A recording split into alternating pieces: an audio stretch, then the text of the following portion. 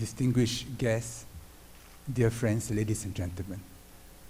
First, I thank Vice President Vincent Siew for your kind words and your very warm recollection of our more than 30 years of friendship.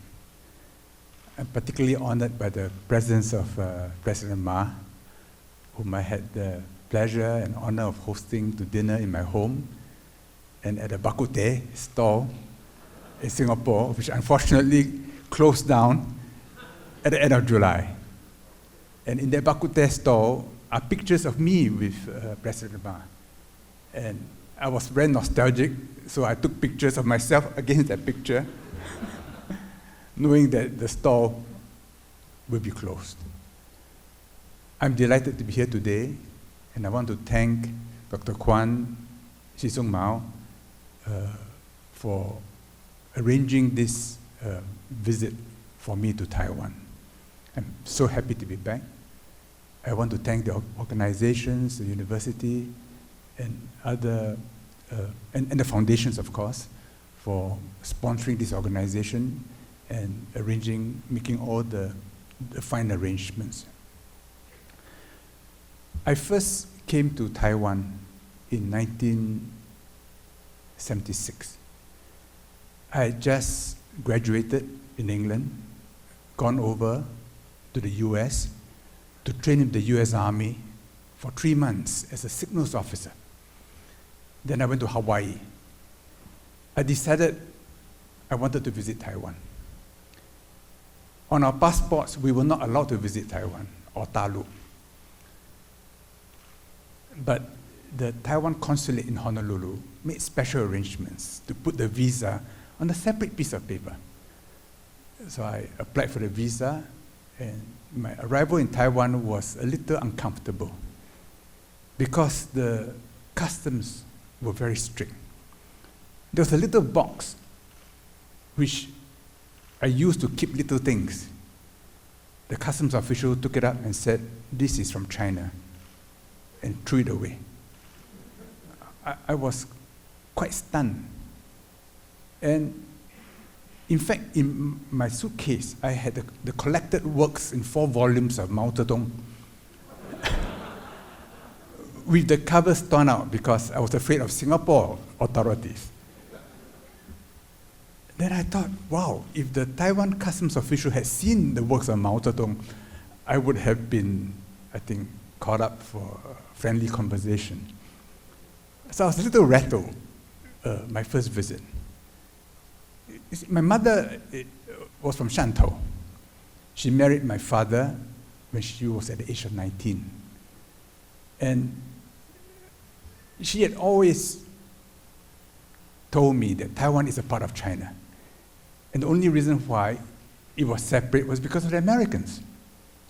Now, she was not pro-communist because the family suffered a lot because of the overseas Chinese connection. But she was always loyal to the idea of China till she died. So I came with a certain baggage in my mind. And I had a relative here who invited me to dinner. They were high KMT officials. I don't know who they were. And I didn't quite like the way, when the waitress spilled something on one of them, their reaction. I said, oh, this is a little too strong, I think. I think at that time, Taiwan society was quite repressive. It was the first stage of economic development.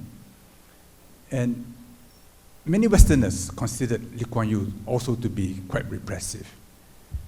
And looking back, yes, he was. Because without law and order, you can't create the conditions for development.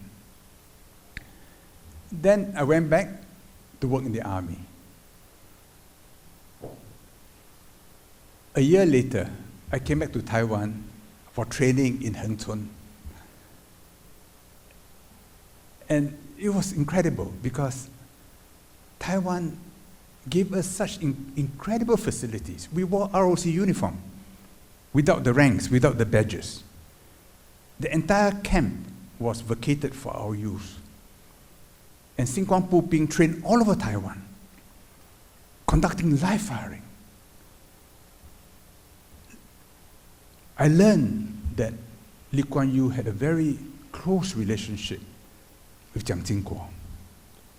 Jiang Jingguo treated him as a younger brother, 13 years older than Lee Kuan Yew. And I think, without saying so, wanted a Chinese majority Singapore to succeed. And to succeed, we had to pick up the gun. To pick up the gun, we had to learn how to use the gun. We needed training areas. And Taiwan, in those critical years when we were most vulnerable, provided us the training areas. Which is why Singapore will never forget Taiwan's contribution to our independence. I remember one year at the Chinese New Year gathering for grassroots leaders in Singapore. There was no media publicity.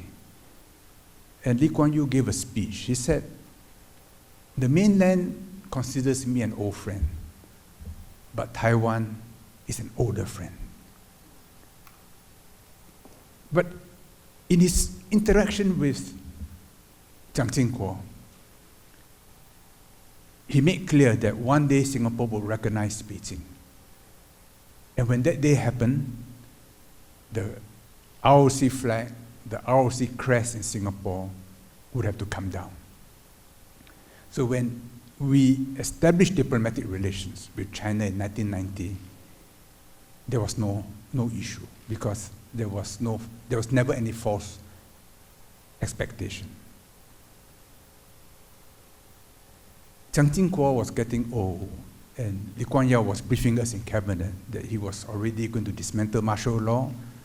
Taiwan would enter a new phase of development, and Singapore ministers would have to know new Taiwan leaders. I also remember him saying that regardless whether or not we had diplomatic relations with China, he would have to come to Taiwan for Jiang Jingguo's funeral, which he did. I was in the army, then was posted to the Air Force. My first boss in the Air Force was an ROC Air Force pilot, Fu Chun-hsien. I think he was a one-star general in Taiwan, but because in Singapore we all had low ranks, so he became a lieutenant colonel. A wonderful person from Shantung. And I learned so much from him, not only about the Air Force, but also about China and Taiwan society. He was famous because he was the first ROC fighter pilot to shoot down a mainland MiG with a sidewinder. So I think the mainland had his records. So one day he told me, "I'm going to China, to Dalu, to Shantung." Singapore at that time had no diplomatic relations with China, but they had an office in Singapore. So he went to the office in Singapore with his Singapore passport and asked for a permit to enter China, feeling a little anxious. But in fact, the Chinese knew his complete background and said, "Look, is there anything we can do for you when you visit your Lao Jia Xiang?" He said, "Oh, no need, not necessary." And he had a very good visit, and after that he went back repeatedly. And a few years ago he died in Los Angeles. And I sent online my message of condolence to my old boss. Then I became Director of Joint Operations and Planning. And then I came to Taiwan as a senior officer, and I met many Taiwan generals and drank a lot of Gao Liang Jiu. And I learned one thing, that the higher the rank, the better the quality. And the less a hangover. But it was for me a glimpse into an old China, where many of the officers were from Shantung, and very warm people. When I became a minister, Lee Kuan Yew taught me many things. And in many cabinet meetings, he talked about Taiwan. In 1989, the first APEC meeting was held in Canberra. It was at the same time as the Berlin Wall came down. And at that first meeting, we were talking about the three Chinas, meaning the mainland, Hong Kong, and Taiwan, and how to bring them in. The following year, we had a meeting in Singapore, and we kind of agreed that APEC should be an economic ministers meeting. And when the leaders met, it was not a summit, but a meeting of economic leaders.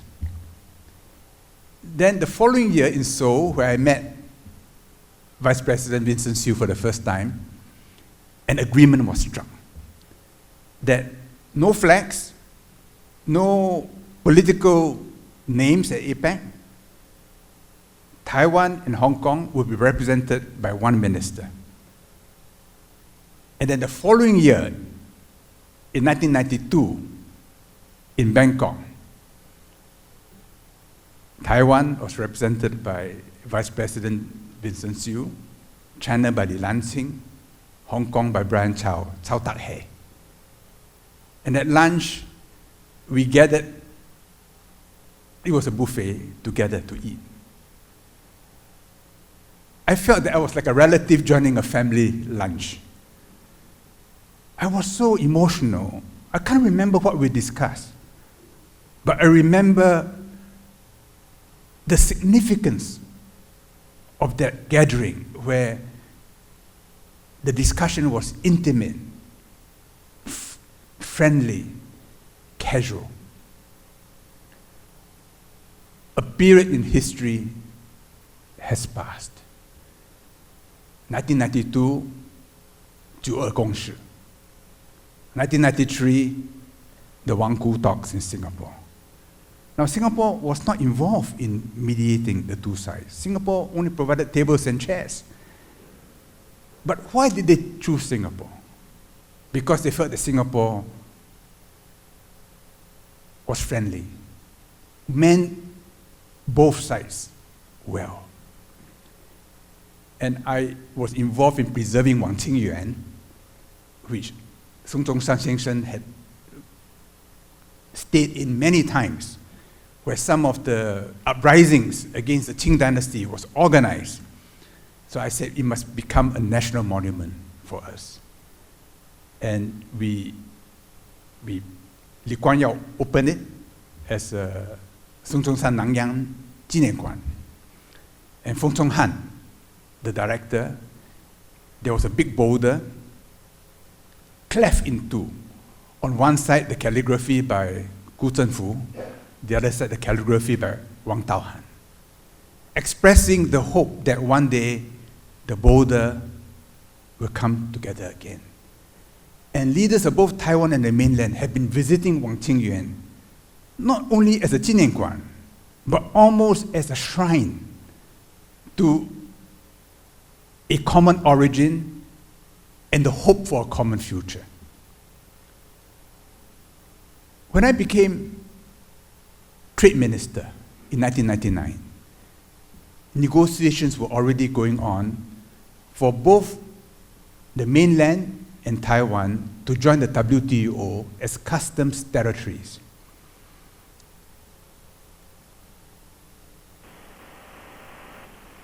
But at the end of 2000, big change in Taiwan because of the elections. I was in Taipei Taipiao's home, watching the election results. Everybody was somber because the KMT had lost. And I still remember watching live on television very unhappy people around the presidential palace. Li Tenghui 总统 did not speak. And in the end, it was President Ma who came out to comfort the crowd and to tell them, please go home and take a rest. I was so, President Ma, that night when I watched you, I was so moved. I said, leadership is expressed in such moments, not when times are calm and things are easy. And at that critical moment, which you could not have planned for, you did the right thing, and you were able to maintain the peace in Taipei. But in Taiwan, there was a seismic shift, especially among young people, because memories of the old KMT, old bitter feelings have been bottled up. And the process of democratization had still to fully run its course. Taiwan society had changed. And this change, in fact, began during the time of President Lee Teng-hui. I remember in 1994, when Shiba Ryutaro the novelist interviewed Lee Teng-hui, and he talked about taking the Taiwanese people out from Egypt. There was consternation among the KMT old guys. I remember General Hao Bo-chun. He couldn't accept it. Now, he was a wonderful person. I played golf with him. I think it was at Tashi golf course. It was lightning and thunder. I thought he would stop the game. He said, no, this is at wartime. I continued playing. He had short, accurate shots. My golf was much poorer than his. But I was watching him, I said, a veteran of the Civil War, nerves of steel, nothing rattled him. But when President Lee made those remarks, inside, he was angry. But something had already shifted in Taiwan society. When Lee Kuan Yew heard of the interview, he was very troubled. And after that, in his subsequent meetings with President Lee Teng-hui, he was very cautious. I was with him when he met Lee Teng-hui in Tashi, because it was not convenient to go into Taipei City, so we were outside. He was very careful now, being very polite, but trying to understand what was the shift in Taiwan society. In 1999, I called on President Lee. He gave me a copy of his book, Taiwan's Road to Democracy. We were talking about Yasukuni, and I expressed misgivings about Japanese leaders visiting Yasukuni. His response surprised me. He said, what is wrong with them? They are just honoring their war dead. I did not realize at that time that his own brother was being remembered in Yasukuni. But Singapore could not take sides. And our gratitude to Taiwan transcended Taiwan's domestic politics. And today, I speak as an individual, not for the government, because I have my own views, which overlap with the government's, but I do not speak for the government. And I hope you respect this position that I take. Chen Shui-bian had taken over, but I knew Taiwan was going to join the WTO, and Singapore had embarked on FTAs. So in June 2001, after the Hainan spy plane incident, when US-China relations were very tense, the trade ministers met in Shanghai. So I met both Shi Guangsheng, the Chinese Commerce Minister, and I met Lin Xingyi, Taiwan's trade minister. I told Minister Lin, I said, why don't Singapore and Taiwan, under the WTO rules, have a free trade agreement? So I drafted 3 sentences for him. I said, we launch under the dragon's nose in Shanghai. He thanked me. He said, I got to check back with Taipei. Taipei came back with two pages, all political statements. I said, no, we cannot do this. The following year, I tried again. Again, it could not be done. Then China found out. And one day after a meeting, I was with Shi Guangsheng. He pulled me aside. He said, you cannot launch negotiations with Taiwan. If you do that, we will not launch negotiations with Singapore for a free trade agreement. And a Western reporter heard this. He said, can you give your reply? I have to report that China's minister had threatened the Singapore minister. I said, no, it's a private conversation. I do not comment on private conversation. But Singapore and Taiwan, as customs territories, have a right to have a free trade agreement. But in practice, we stopped, because a free trade agreement with China was much more valuable to Singapore. In any case, Taiwan itself was reluctant to have one which is apolitical. It was many years later when it was China which told Singapore, negotiate a free trade agreement with Taiwan. And that was because it was under President Ma's time. China itself had a free trade agreement with Taiwan, and after that, Singapore had a free trade agreement with Taiwan. So in different ways, Singapore somehow got caught up. When I became foreign minister in 2004, I could no longer come to Taiwan because that's part of the discipline of our one China policy.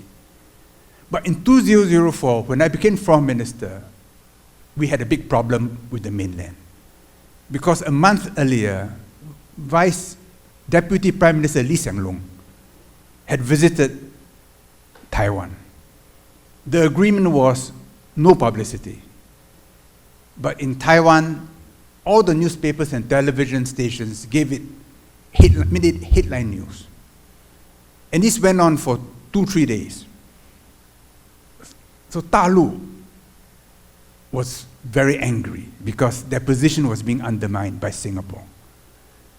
And suddenly our relations with Dalu went below 0 degrees. And this was the first issue I had to deal with as foreign minister. It was a very bad time for me because my youngest son had just had a second relapse of his leukemia and needed a bone marrow transplant. And even with a bone marrow transplant, the chance of him surviving would be less than 10%. So among his siblings, there was no match. In Singapore, there was no match. In Hong Kong, there was no match. Finally, through Tzu Chi Foundation in Taiwan, we found a match. And that saved him. They were in Memphis for the bone marrow transplant. I went to give my speech at the UN General Assembly, where I reaffirmed Singapore's one China policy, because I was going to meet Li Zhaoxing, the Chinese foreign minister, in New York. Taiwan diplomats in New York were very unhappy with me. They felt that I should not have said that at the UN General Assembly. And I was severely criticized by Taiwan. My reply was, I'm very sad about this. Our people-to-people relations remain very good. I could not say at that time that it was Taiwan which was helping to save my son, because the bone marrow, which was taken from the donor, had to clear customs without being x-rayed. And Taiwan's foreign ministry facilitated everything. So this time when I came, the first thing we did when we landed was to go to Hualien to call on Zheng Yan Sangren. And she was so happy to see my son Freddie, who's here today, who's now 29 years old and graduated as a doctor. They were so happy to see that the efforts they put in have borne one fruit in our family. And we remain eternally grateful to Tzu Chi. And I always ask myself, why is Tzu Chi a Taiwan phenomenon? We don't find Tzu Chi in other countries. Of course, in Taiwan, there are other Buddhist organizations like Faku, Kuan, and Zhongtai, but my familiarity is with Tzu Chi. And what they do, not just for Taiwanese people, but for the people of the world, is remarkable. It's remarkable. So when I see the division in Taiwan today between blue and green, it is very painful to watch. In both the blue and green, we have unrun. We have people who have helped us, gone out of their way to save us.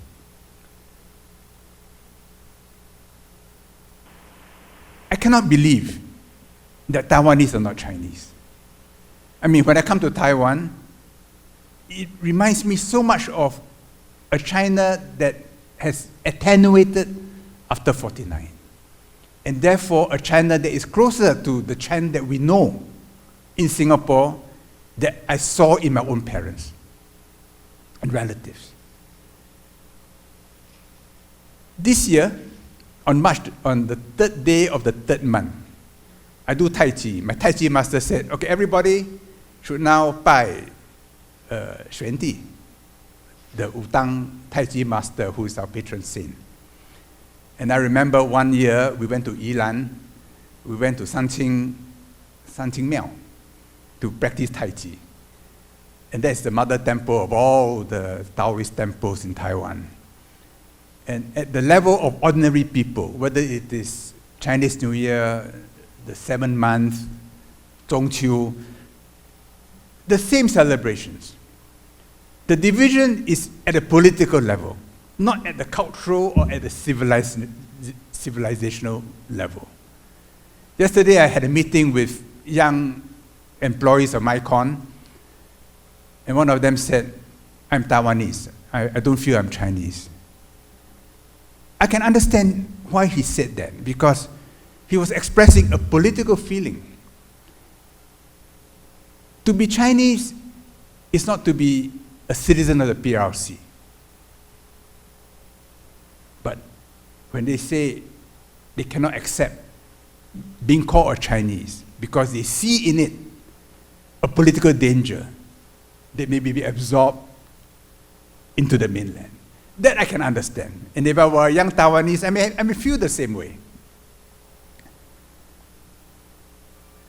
Lee Kuan Yew once said, between China and Taiwan, we say Qianli. It's like a long journey. The Americans do not want the two to ever come together, to continue on parallel paths forever. That would be the American preferred position, because then Taiwan will never be an unsinkable aircraft carrier for the mainland. Then Taiwan is an additional piece they can use in a great game. That is the American position. Then for the mainland, Lee Kuan Yew said, of course they want the two paths to come together, today if possible. Then they said, for Singapore, we hope they will come together, but not too soon. But not too soon, because both are unrun to Singapore. So it's not bad if we continue to nourish old friendships, old relationships. The status quo, which everyone likes to say is the preferred position, is not a permanent solution. It is only a temporary solution, because the question of Taiwan is ultimately a question of US-China relations. The US accepted that Taiwan is part of China. This was in the Cairo Declaration. This was affirmed in the Potsdam Proclamation. This was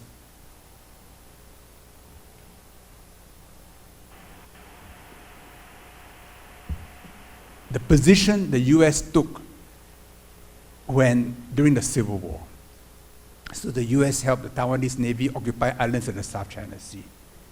And it's not a surprise that Taiwan's position on Diaoyu, on the South China Sea Islands, are the same as the mainland. And I remember having conversations with President Ma about the Diaoyu Island, for whom this is an issue of principle. And when I called on President Ma before he stepped down, it was in 2016, April, I think, you had just gone to Taiping Town. And you told me about how the island produced 20 tons of fresh water a day. And you brought back drums of fresh water from Taiping Town, as if they are holy water from a Catholic shrine. And I told Singapore friends that if I asked a bottle from you, you would have given it to me at that time. And this was the American position. But when the mainland became a problem, a challenge to America, the Korean War, the Seventh Fleet came in. It was in American interest to keep the two apart.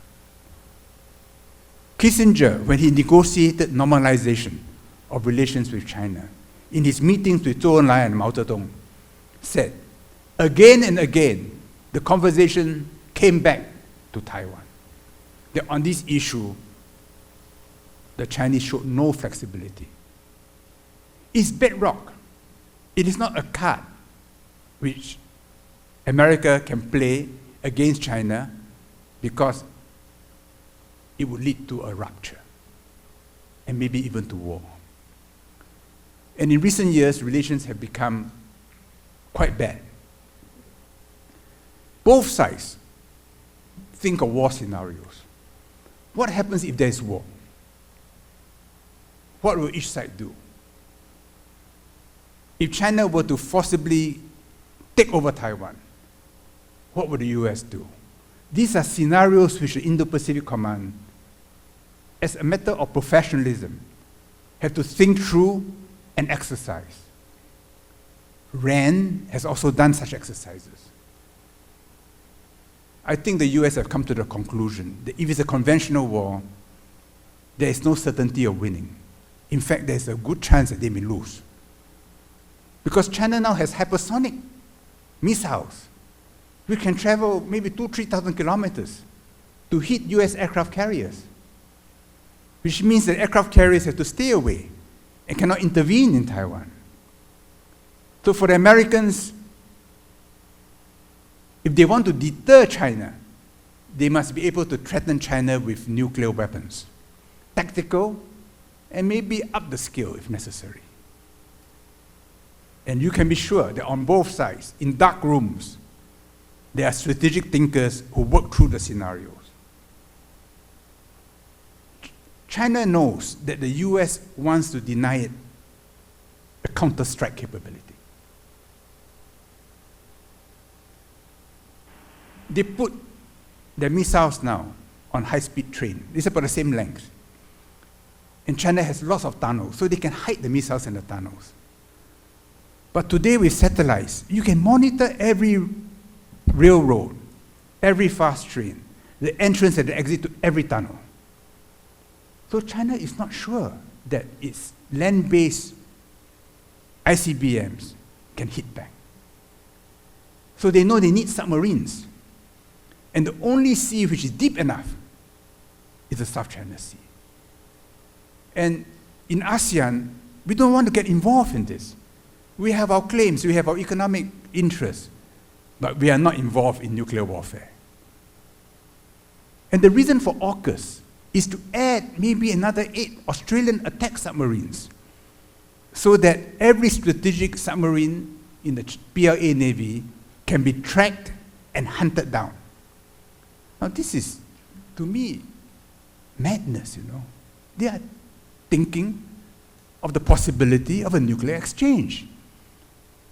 But when I was in the military, this is my job. I got to think through all this. So China knows that it must have an assured counter-strike capability because the US wants to deny China a counter-strike capability. So from a few hundred warheads is going to increase it to maybe 1,000, 2,000, I don't know. And we read that in Xinjiang, they're building many silos. So maybe for every ICBM, they may have 2 empty silos, like an MX game, so that it's hard for the Americans to destroy everything in the first try. Now, if I were Taiwanese, think about this. In 10 years' time, China will have almost a certain counter-strike capability against the US. So at a conventional level, they may not prevail. At the nuclear level, the risks are too high. At that point, the pressure on Taiwan, political, military, economic pressure, is bound to grow. So therefore, the status quo is a ticking bomb. To say, keep the status quo, is to say, let it tick. It will not tick forever. In 10 years' time, you'll be ticking much faster. Lee Kuan Yew had always taken the position that it is better for Taiwan to negotiate with the mainland earlier rather than later. Because the longer you wait, the weaker your relative negotiating position. But of course, there are Taiwanese who believe that maybe if you wait long enough, something will happen to the mainland. Some big struggle in the Communist Party, a new civil war, and then a path for Taiwan to escape and become independent. Li Tenghui said, take Taiwan out from Egypt. Well, maybe one day the Red Sea will open. But you cannot base policy on such a possibility. It's too dangerous. It may happen, but it's not a high chance. And policy cannot be based on that. So, from me watching this, with some emotion, but not with the emotion of a Taiwanese, I say, no, better to negotiate now. Which was why we had the 九二共识, which was why we had the free trade agreement under President Ma. And there's this view that President Xi Jinping can't wait to invade Taiwan for his legacy. This, to me, is not consistent with what he did in 2015. When in Singapore, President Xi met President Ma over dinner at the Shangri-La. At that time, I was with the Quok group. So I asked one of the Quoks, I said, who paid for the bill? She told me 50-50, down to the last cent. I remember President Ma brought Jingmen Gaoliang, and President Xi, of course, brought Guizhou Mao Tai. I think both are equally good, equally strong. And the words spoken that evening was so moving. I mean, I'm not from Taiwan, not from mainland, but I'm ethnic Chinese. And I was really moved by those words. And I remember talking to Robert Kwok about it. He too was moved by those words. And moved by the symbolism of that meeting, where both sides transcended politics. They addressed each other as Seng Sheng. Not Mr. Mr. is the low-level way of addressing. Seng Sheng is the highest level of addressing each other. In other words, the key is to go up, not to go down. But at that time, President Mao was already stepping down.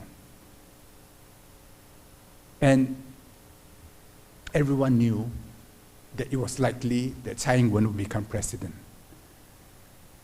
With Vice President Vincent Hsu's help, I called on Tsai Ing-wen after she was elected, before she was sworn in. she said that China did not have a positive attitude. I told her, I said, in Singapore, Xi Jinping had opened the road for you. She did not respond to me, but she knew what I meant. But I knew that she could not take that road, because that road requires her to accept a one China consensus, and she could not take it. In the DPP constitution, it says, our goal is an independent republic of Taiwan. Even though both Chen Shui-bian and Tsai Ing-wen swore on the Mingguo Xianfa of one China. So this is something which is very wrenching for green Taiwanese.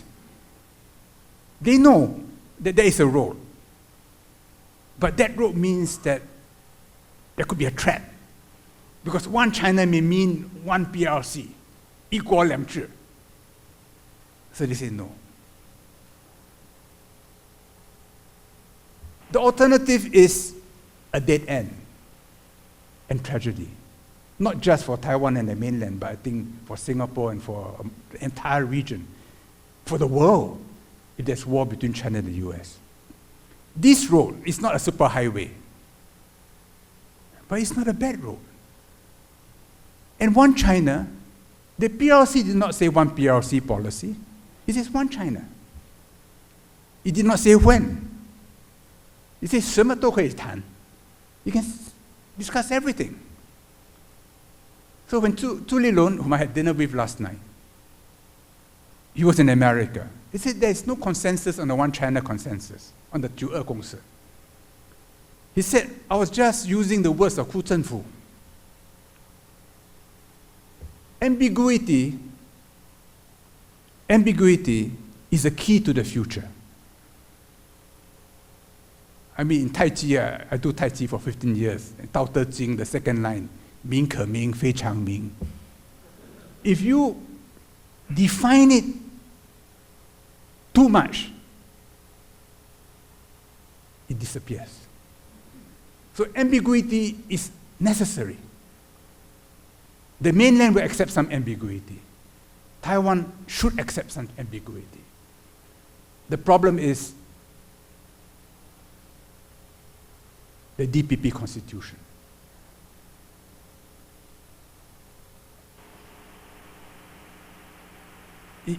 Please excuse me if I speak out of turn, but this is my musing, my fantasizing.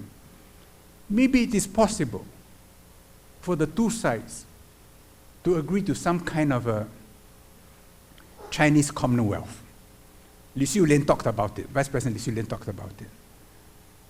I wrote it in English, so I was told in Taiwan, translated as Bang Lian, not Lian Ban. Because Lian Ban has got other connotations, there are too many other references.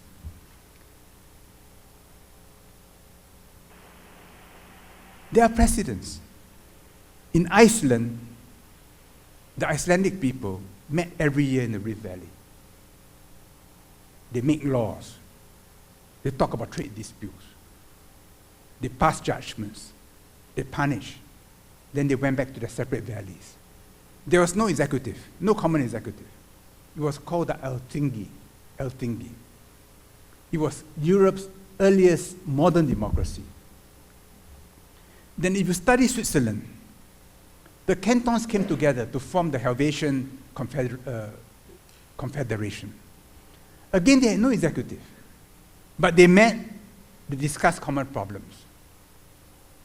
So when we talk about one China, maybe we can talk about the one China Commonwealth, where the two sides talk about trade, cooperation, problems, agree on certain principles, without the need for a common executive.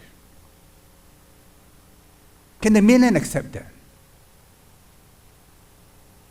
I think they can.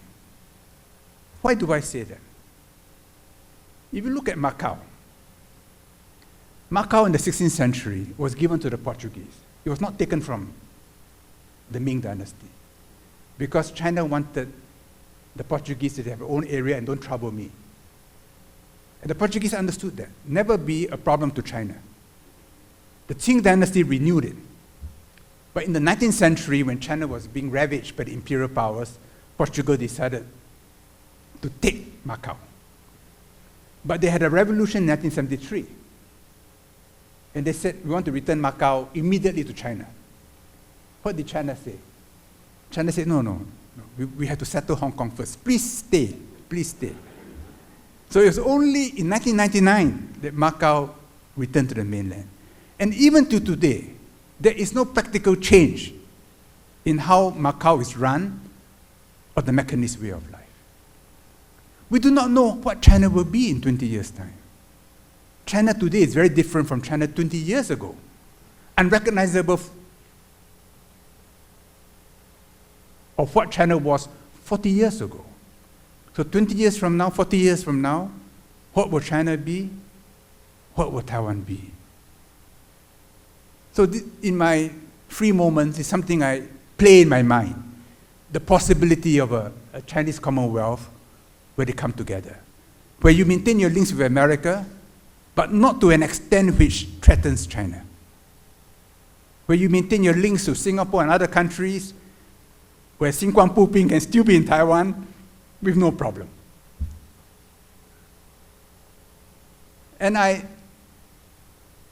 But as I said, the problem is the party constitution of the DPP. Maybe it's possible. You can't change the constitution. It's too difficult. But maybe it is possible for the various political parties in Taiwan to add a preamble of what one China means to Taiwan. What does it mean to Taiwan? So you make your position clearer, and leave the mainland to do what it wants. But you make your position clearer. And this is to the advantage of Taiwanese people. Because if you are divided in Taiwan, your position is weakened. But if among the political parties there is broad consensus about the 九二共识, that it means for a prolonged period a Commonwealth, not a PRC, not an ROC, maybe by that time it's just called China, and you can apply this in Olympic Games and other international organizations, that there is a way forward. And I believe a little clarification on the Taiwan side will enable Taiwan to go back on the road, which was opened by Xi Jinping and Ma Ying-jeou in Singapore in 2015.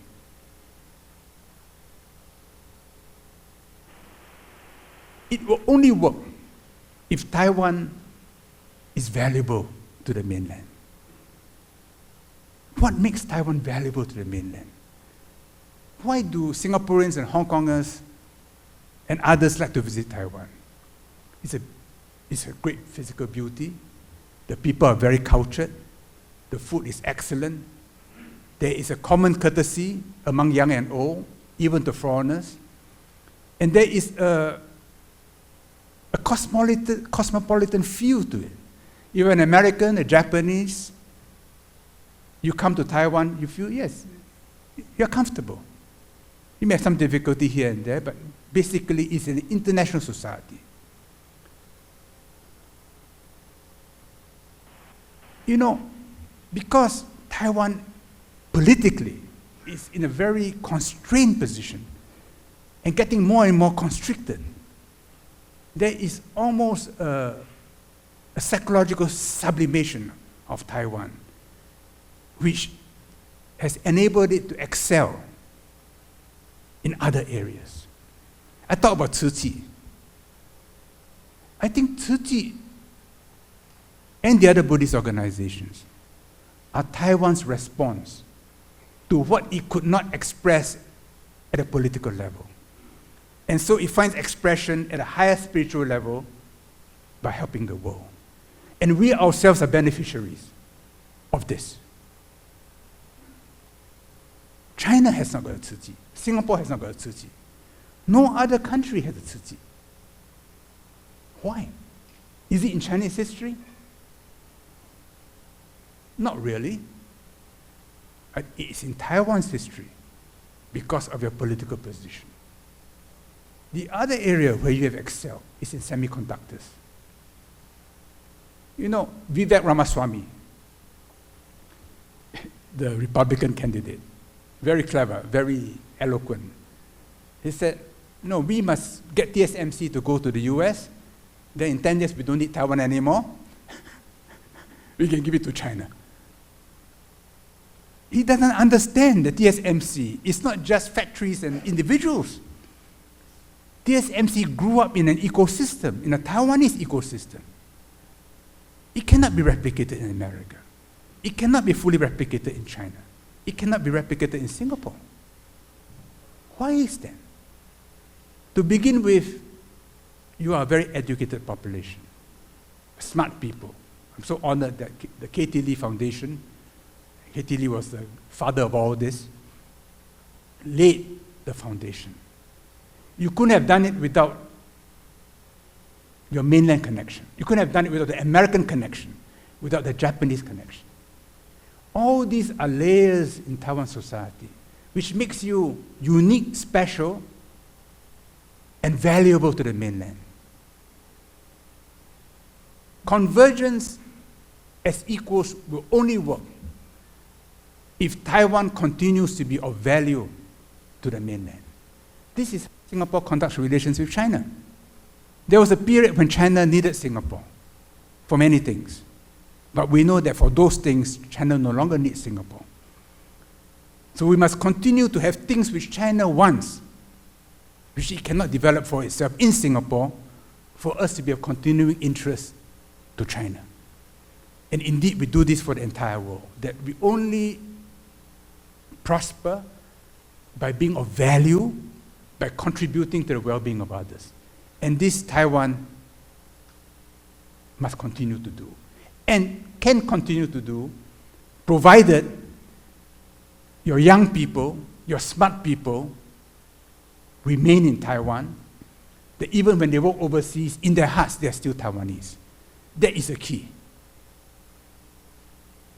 My son was saved in St. Jude Hospital by a doctor, Pei Zhengkang, Pei, famous family during Tang Dynasty, 上面妃字，下面一字，衣服的衣。He's 雍正的正，康熙的康，所以这是 very weighty name. 江苏人 born, grew up in Hong Kong, 台大毕业生.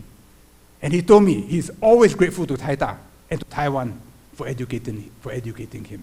Then he went to America and became the #1 doctor in the world for the treatment of childhood leukemia, bringing the cure rate from 40% to 94% with minimal morbidity.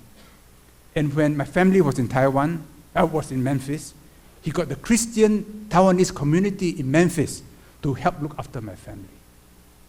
So there's something special about Taiwan. But the key is, in Taiwan, there must be hope for the future. I asked the young people I met yesterday, in 20 years' time, when you are married with children, where do you want your children to be? What passports do you want them to hold? If all we can tell them is a status quo, they will leave. But if we can give them hope for the future, not only will Taiwanese stay in Taiwan and remain Taiwanese, others will want to live here. Thank you.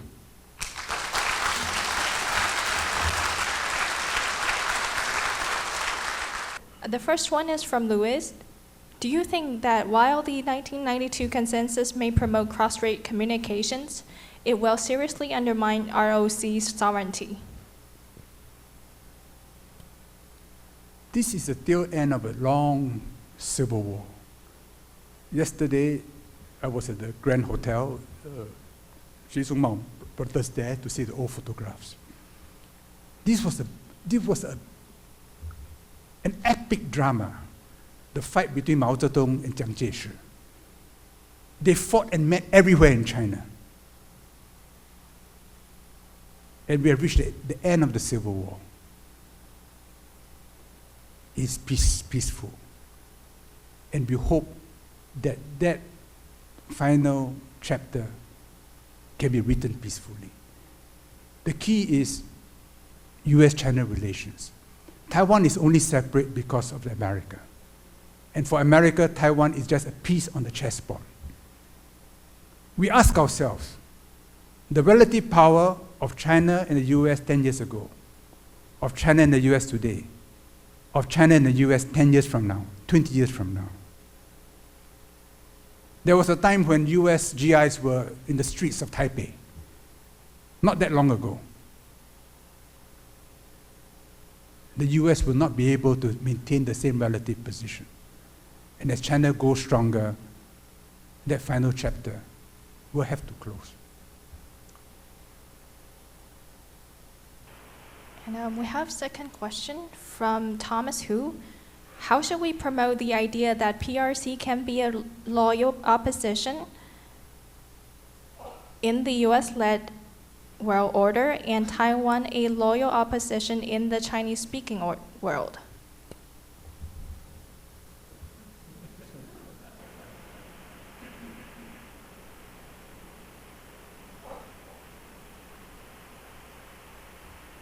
I find it a bit difficult to fit my thinking into those categories in the question.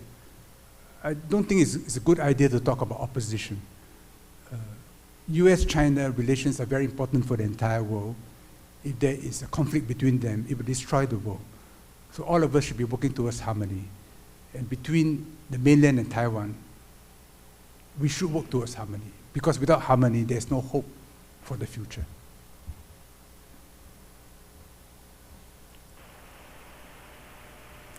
And next, we have a question from Edward Shao. And sorry, Edward, I translated your question for you.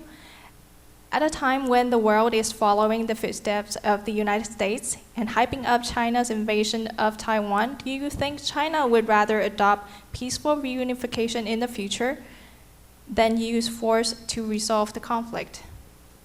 No, China, of course, wants peaceful reunification. It wants Taiwan as an asset, as a precious heirloom with wonderful properties, wonderful value. That's what China would want. I was watching Da Qing Fu, the 72-part series about the Qing dynasty and unification of China, and how Qin Shi Huang wanted the Jiu Ding, but it disappeared. He wanted to take it by force, so it disappeared. Taiwan, to me, is a precious thing. And it should take its rightful place. It should not disappear. It should not be damaged.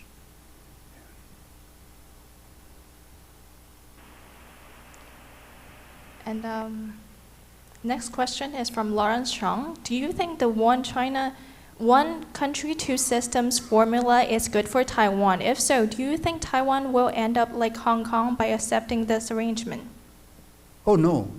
I mean, for Hong Kong, it is a return to the PRC, which is why in Taiwan, one country, two systems cannot be accepted, because underlying it is a presumption that it is one PRC, two systems. So this cannot be acceptable to the ROC. As I said, this is still part of the Civil War. So the ROC has its own history, its own beliefs, its own philosophy, its own claims. And in the end, you either have a hostile acquisition, which would be a disaster for everybody, or you have a peaceful merger of equals.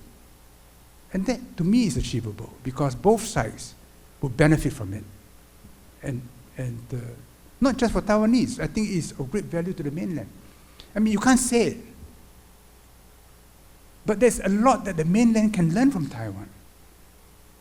I mean, someone spoke about the healthcare system in Taiwan, about how people treat one another, about the respect for the environment. No, the hills here are so wonderfully cladded. In agriculture, Taiwan has done so much. No, the mainland has since caught up. But you've maintained an organic way of life, which if you can replicate, let us say, 70 times on the mainland. Can you imagine what a remarkable place the mainland will be if, to varying degrees, they're all a little like Taiwan on the mainland. And I believe the mainlanders who come to Taiwan, they know this. There are political problems with Japan. Part of it is because of the period of Japanese rule. I mean, I see when I come here. I mean, I have no sympathies for what the Japanese did, but regardless, as the British left things behind in Singapore, Japan has left things behind here, which has added to you. And the American influence in Taiwan is everywhere. You may not even be conscious, but it's added to you. But have you become non-Chinese? Of course not, because Chinese programming is profound, it's very deep. So you have become a hybrid, which is, in the Chinese garden, a very wonderful plant in that garden, and which I believe everyone in the garden would want to maintain and see thriving forever.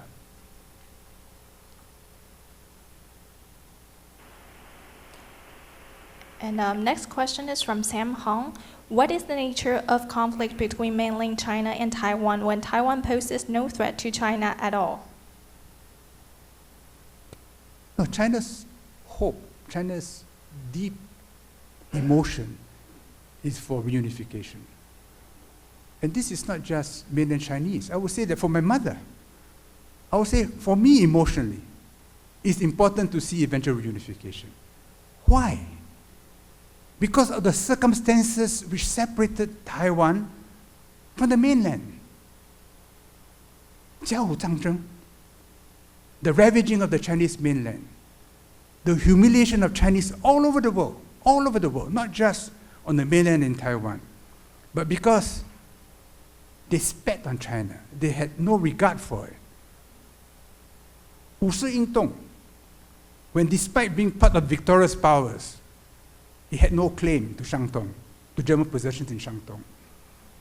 That created a political awakening throughout the Nanyang.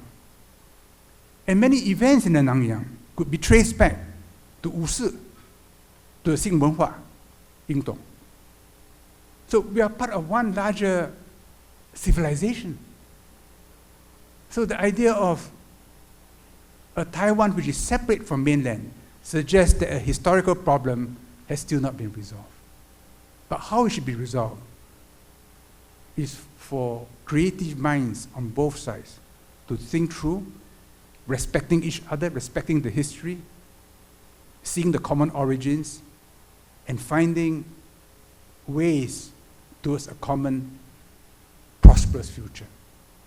And I was quite, I think 1996, I accompanied Lee Kuan Yew to Ningpo, and they brought us to Fenghua to see Chiang Kai-shek's old hometown. And he reminded me of his residence here. There's a certain respect for Chiang Kai-shek as protagonist in a civil war. And in Chinese history, when they talk about previous dynasties, yeah, they're protagonists, but they're all treated with respect. They all have their strengths and weaknesses. A certain judgment is formed, and it enters the popular folklore. And one day, Taiwanese heroes, KMT heroes, will be part of the romances in China's history. That's why when President Ma Ying-jeou made his visit to Nanjing, Changsha, Wuhan recently, I must say, I was very moved. I've been to all those places, visited the same shrines, the same tombs and so on, the same museums. I said, yes, it is a common history. And how can there not be a common future? There will only be a separate future if America makes it a separate future. And I think America will find it increasingly difficult to keep Taiwan separate from China. And therefore, the best outcome is convergence and peaceful reunification not on the basis of the PRC, ROC, but on some future entity which we can call China, simply. As we're running out of time, we will take one last question from our audience. This is from Sunny H. How can a Chinese Commonwealth be developed when there are two different ideologies, communism and democracy, on opposite sides? The way is to transcend the politics. So when we talk about 瓷器, we don't talk about politics. When we talk about semiconductors, we don't talk about politics. I mean, it can be politicized, but we are talking about the level of science, of physics, of process engineering, of lithography, of quantum mechanics. In these areas, scientists on both sides will learn from each other and enjoy each other's company and friendship. So transcend it. So I'm proposing, there must be better ways. These are just my random thoughts. There must be ways to transcend the politics to achieve a higher unity, not by fighting to keep every last embassy or saying that, oh, I must be a member here or a member there. No, transcend it. And in transcending it, assert a moral quality which even the mainland will have to accept. But if it's just at the level of politics, Taiwan will be in a very weak position and will be in a weakening position. All right, thank you, Mr. Yo. And that concludes the first half of the forum. We will be taking a 20-minute tea break, and please reconvene into this room for our panel discussion at 10:40.